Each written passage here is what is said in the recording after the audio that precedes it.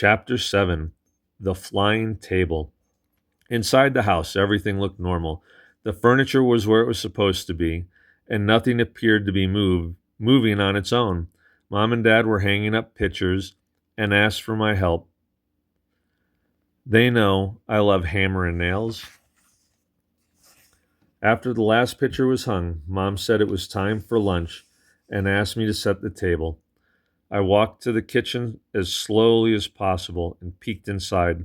Luckily, there weren't any scary silverware people. As I put out plates, Dad poured his world-famous lemonade, and Mom heated up Miss Cole's lasagna. Mom put the dish on the table, and the lasagna looked and smelled delicious. I wanted to dig right in, but I could hear Desmond in my head, warning me to stay away from it.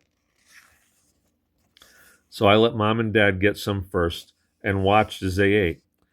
They both took little bites at first, and then they started shoveling the food into their mouths like it was the best thing they had ever eaten. First I heard ooh and yum and ah. Then I heard uh-oh and oh no and ugh. That was when Mom and Dad sprang from the table. Their stomachs were making awful gurgling noises like tiny angry monsters. Then they ran out of the kitchen like two bolts of lightning and headed in opposite directions toward the two bathrooms. Right away, both bathroom fans went on, but that didn't stop me from hearing way too many noises coming from inside. Ooh, gross, I said to myself. I pushed my plate away and got up from the table. On the countertop, there was a bowl of, what else? Grapes.